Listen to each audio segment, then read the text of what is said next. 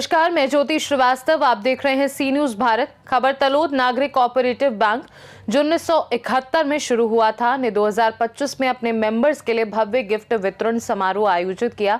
इस बैंक की लगातार सेवा, सुरक्षा और आधुनिक बैंकिंग सुविधाओं ने इसे 76,000 से अधिक मेंबर्स के बीच लोकप्रिय बना दिया है। बैंक के बोर्ड ऑफ डायरेक्टर्स ने बताया कि ये इस साल चौथी बार और स्थापना के बाद 8वीं बार है जब बैंक ने अपने मेंबर्स को गिफ्ट वितरित किए हैं। बैंक ने अपने मेंबर्स की सुविधाओं और बढ़ाते हुए नए locker, computer upgrade, TMT, QR code, RTGS और एनईएफटी जैसी सेवा की शुरुआत की। साथ ही मेंबर इंश्योरेंस फंड के तहत मेंबर की प्राकृतिक मृत्यु होने पर 10,000 रुपये तुरंत मेंबर के सेविंग अकाउंट में जमा किए जाते हैं। इसके अलावा मेंबर एक्सीडेंट इंश्योरेंस 10 लाख रुपए और डिपॉजिटर्स को 5 लाख रुपए तक के डिपॉजिट इंश्योरेंस की सुरक्षा भी प्रदान की जाती है, जिसका प्रीमियम बैंक द्वारा दिया जाता है। बैंक की सफलता में चेयरमैन प्रवीण भाई पटेल, मैनेजिंग डायरेक्टर मुकेश भाई शाह, बोर्ड के डायरेक्टर्स और स्टाफ की कड़ी मेहनत और पारिवारिक समर्थन का बड़ा योगदान है। उनकी समझदारी और मेंबर्स के प्रति प्रतिबद्धता के कारण बैंक लगातार तरक्की की राह पर आगे बढ़ रहा है। नमस्कार, तलोद नागरिक सहकारी बैंकना अमारा वडीलो डिरेक्टर साथे तेमज स्टाफ साथे सतत चौथी वखत गिफ्ट वितरण समारंभ આજે સભાસદોને ભેટ યોજના ચાલુ કરવામાં આવેલ છે। અમારી જે બોર્ડ ઓફ ડિરેક્ટર્સ 2015 થી 2025 સુધીમાં કાર્યરત રહ્યું તેને સભાસદ ભેટમાં રસ નહીં દાખવતા મોટામાં મોટું વસૂલાત કરી, લોકોની વસૂલાત ડાઉન કરી અને સભાસદોને ભેટ આપી, ડિવિડન્ડ આપ્યું। અહીંયા 10,000ની પોલિસી અમે મૂકી છે કે ભરણ પછી 10,000 રૂપિયા અમે આપીએ છીએ। બીજું કે 2 લાખનો એક્સિડન્ટ વીમો પણ છે।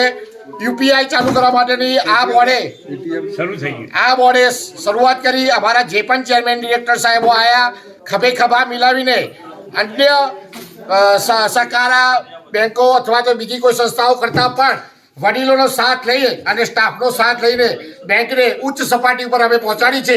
આગામી વર્ષે જ્યારે ચૂંટણી આવી રહી છે ત્યારે અમે એવું ઈચ્છીએ કે અમારા સારા માણસો આવે અને આ બેંકને સંભાળે। અમે પણ એમની સાથે રહીશું અને જો સરકાર અમને છૂટ આપશે તો ફરી અમે આ બોડી એમાં લડવા પણ આવી રહ્યા છે અને સભાસદનું અમે સારામાં સારી રીતે સર્વિસ મળે, દરેક જાતની સર્વિસ પ્રોવાઈડ કરી રહ્યા છે અને ટૂંક જ સમયમાં યુપીઆઈ આ બેંકમાં ચાલુ થઈ રહેલ છે। નેટ બેન્કિંગ યુપીઆઈ જે તલોદની ક્યુઆર કોડ, તલોદની વેપારી આ સમાજ છે અને વેપારોને આ અનુકૂળ આવે યુપીઆઈ એ મહત્વનું છે। સ્કેન કોડ ચાલુ થઈ જવાનો છે, એટીએમ ચાલુ ફ્રી આપવામાં આવે છે, તો સભાસદોએ લાભ લેવા માટે વિનંતી છે। હવે હું આગળ